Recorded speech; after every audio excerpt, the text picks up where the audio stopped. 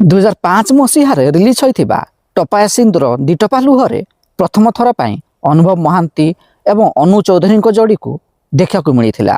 ଏହାର 2 ବର୍ଷ ପରେ ଅର୍ଥାତ୍ 2007 ମସିହାରେ ରିଲିଜ୍ ହୋଇଥିବା କାଳିଶଙ୍କର ସିନେମାରେ ମଧ୍ୟ ଅନୁଭବ ମହାନ୍ତି ଏବଂ ଅନୁ ଚୌଧୁରୀଙ୍କୁ ଦେଖିବାକୁ ମିଳିଥିଲା।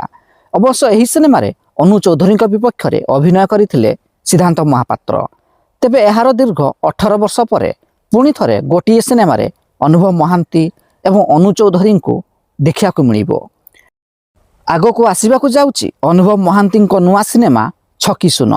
ଅବଶ୍ୟ ଏହି ସିନେମାରେ ଅନୁ ଚୌଧୁରୀ ଅନୁଭବ ମହାନ୍ତିଙ୍କ ବିପକ୍ଷରେ ଅଭିନୟ କରୁନଥିଲେ ମଧ୍ୟ ସେହି ସିନେମାରେ ଜମିଦାରଙ୍କ ସ୍ତ୍ରୀ ଚରିତ୍ରରେ ନଜର ଆସିବାକୁ ଯାଉଛନ୍ତି। ତେବେ ଦୀର୍ଘ 18 ବର୍ଷ ପରେ ଅନୁଭବ ମହାନ୍ତି ଏବଂ ଅନୁ ଚୌଧୁରୀଙ୍କୁ ଗୋଟିଏ ସିନେମାରେ ଦେଖିବା ପାଇଁ ଆପଣ କେତେ ଏକ୍ସାଇଟେଡ୍ ଅଛନ୍ତି କମେଣ୍ଟ ବକ୍ସରେ ନିଶ୍ଚିନ୍ତ ଜଣାନ୍ତୁ।